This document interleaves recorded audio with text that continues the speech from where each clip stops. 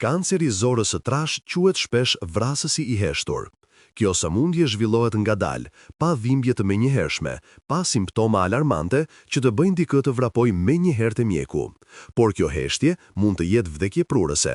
Çdo vit, mijëra njerëz humbasin jetën për shkak të këtij kanceri që mund të ishte parandaluar ose trajtuar me sukses nëse do të ishte zbuluar në kohë.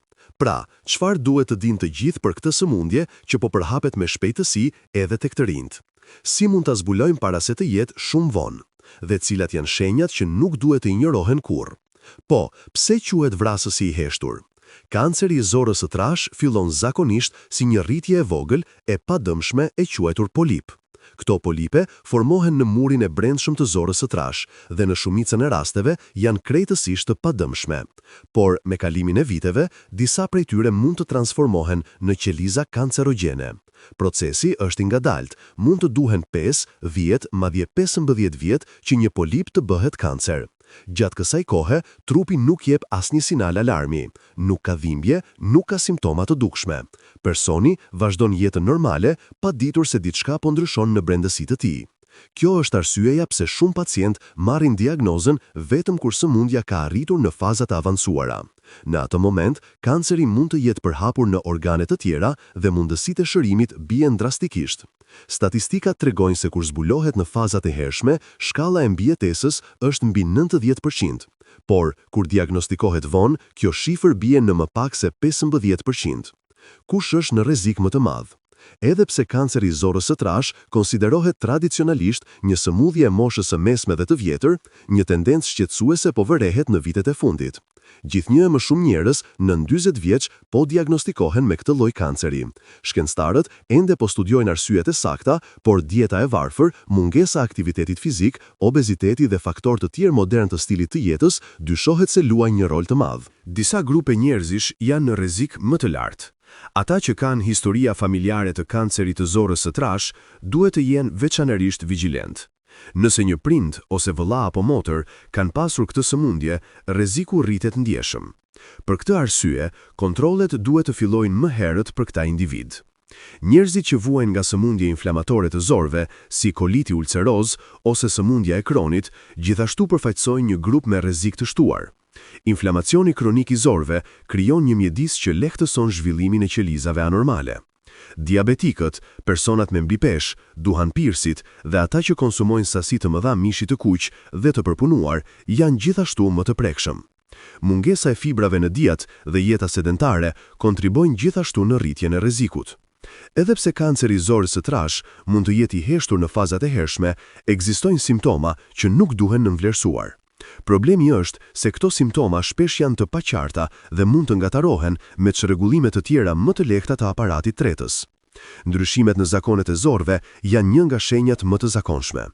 Nëse dikush fillon të ketë diare ose konstipacion që zgjat më shumë se disa javë, kjo duhet të shqetësojë. Veçanërisht nëse këto ndryshime ndodhin pa një arsye të qartë, si ndryshimi i dietës apo stresit. Gjaku në jashtëqenie është një simptom tjetër që kurrë nuk duhet të injorohet. Mund të jetë i kuq i ndritshëm ose mund ta bëjë jashtëqenien të duket shumë e errët, pothuajse e zezë. Shumë njerëz e atribuojnë këtë shenjë tek hemoroidet, por është thelbësore që një mjek ta vlerësojë situatën.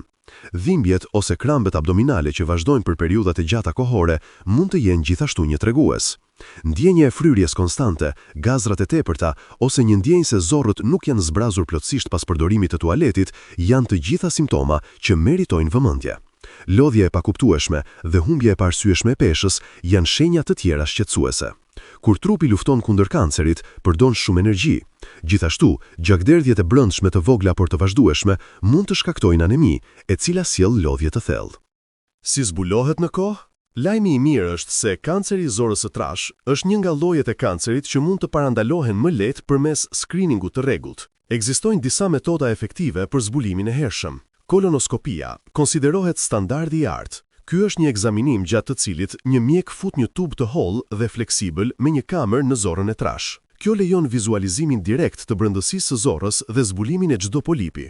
Ajo që e bën këtë procedurë aq të vlefshme është se mjeku mund të heqë polipet menjëherë gjatë ekzaminimit, duke parandaluar kështu zhvillimin e tyre në kancer. Testi për gjak okulte në jashtëqitje është një opsion tjetër më pak invaziv. Ky test kërkon thjesht një mostër të vogël jashtëqitjeje që analizohet për prani gjaku që nuk është i dukshëm me sy të lirë. Nëse rezultati është pozitiv, nevojitet një ekzaminim më i detajuar. Sigmoidoskopia është një version më i shkurtër i kolonoskopisë që shqyrton vetëm pjesën e poshtme të zorrës së trash.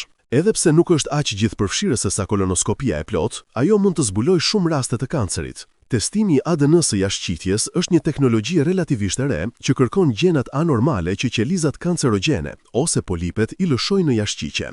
Kjo metodë është e rehatshme sepse mund të bëhet në shtëpi, por nuk është aq e saktë sa kolonoskopia. Kolonografia CT, e njohur gjithashtu si kolonoskopia virtuale, përdor scanning CT për të krijuar imazhe të hollësishme të zorrës së trash. Kjo është më pak e pakëndshme se kolonoskopia tradicionale, por nëse zbulohen anomali, ende nevojitet një kolonoskopi për të hequr polipet. Për shumicën e njerëzve me rrezik mesatar, udhëzimet mjekësore rekomandojnë të fillojnë screeningun në moshën 45 vjeç. Megjithatë, për shkak të rritjes së rasteve tek të rinjt, disa ekspertë këshillojnë të fillojnë edhe më herët. Për ata me historia familjare të kancerit të zorrës së trash, kontrollet duhet të fillojnë 10 vjet para moshës në të cilën u diagnostikua antari më i ri i familjes. Për shembull, nëse një prind u diagnostikua në moshën 45, fëmijët duhet të fillojnë screeningun në moshën 35. Njerëzit me kushte që i vendosin në rrezik të lartë, si sindromat gjenetike të caktuara ose sëmundjet inflamatore të zorrëve, mund të kenë nevojë për kontroll edhe më të hershëm dhe më të shpeshtë. Këto vendime duhet të merren në konsultim me një mjek specialist. Frekuenca e kontrollit varet nga rezultatet e testeve të mëparshme dhe faktorët individual të rrezikut. Nëse një kolonoskopi nuk zbulon asnjë polip, zakonisht mund të kalohen 10 vjet para testit të ardhshëm. Por nëse gjenden polipe, kontrollet më të shpeshta janë të nevojshme. Si mund ta parandalojmë? Pavarësisht se faktorët gjenetik luajnë një rol, shumë raste të kancerit të zorrës së trash lidhen me stilin e jetës dhe mund të parandalohen përmes zgjedhjeve të shëndetshme. Dieta luan një rol kritik. Konsumi i bollshëm i frutave, perimeve dhe drithrave të plota siguron fibra që ndihmojnë në funksionimin normal të zorëve. Fibrat gjithashtu ndihmojnë në eliminimin e substancave potencialisht të dëmshme nga trupi më shpejt. Reduktimi i mishit të kuq dhe veçanërisht i mishit të përpunuar, si salsiçet dhe salamet, është gjithashtu i këshillueshëm. Aktiviteti fizik i rregullt ka treguar se redukton ndjeshëm rrezikun e kancerit të zorrës së trash.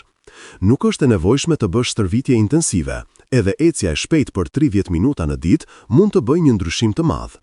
Ushtrimi ndihmon në mirëmbajtjen e peshës së shëndetshme dhe përmirëson funksionimin e sistemit imunitar. Mbipesha dhe obeziteti janë faktor të fortë rreziku. Humbja e peshës tek personat me mbipeshë mund të reduktojë ndjeshëm rrezikun. Yndyra abdominale duket se është veçanërisht problematike në lidhje me këtë lloj kanceri. Duhani dhe alkoholi janë gjithashtu faktorë që rrisin rrezikun. Lënia e duhanit dhe kufizimi i konsumit të alkoholit në nivele moderate kontribon në mbrojtjen e shëndetit të zorëve. Disa kërkime sugjerojnë se aspirina e dozës së ulët mund të ndihmojnë në parandalimin e polipeve, por kjo duhet diskutuar me një mjek sepse aspirina mund të ketë efekte anësore. Cilët janë trajtimet moderne dhe perspektiva? Kur kanceri i zorrës së trash zbulohet, ekzistojnë shumë opsione trajtimi. Kirurgjia është trajtimi kryesor për fazat e hershme, ku hiqet pjesa e prekur e zorrës. Në shumë raste, kjo është e gjitha që nevojitet për shërim të plotë. Për fazat më të avancuara, kimioterapia dhe radioterapia shpesh kombinohen me kirurgjinë. Imunoterapia dhe terapitë e synuara janë opsione më të reja që kanë dhënë rezultate premtuese, veçanërisht për pacient me mutacione gjenetike specifike. Shkalla e mbijetesës varet shumë nga faza në të cilën diagnostikohet kanceri. Kur zbulohet në fazën e parë, ku kanceri është i kufizuar në murin e zorrës, pothuajse të gjithë pacientët shërohen. Në fazën e dytë, ku kanceri është përhapur pak më thellë, shkalla e mbijetesës 5 vjeçare është rreth 85%. Në fazën e tretë, ku janë prekur nyjet limfatike, kjo bie në rreth 60%. Në fazën e katërt, kur kanceri është përhapur në organe të largta, shkalla e mbijetesës bie në më pak se 15%.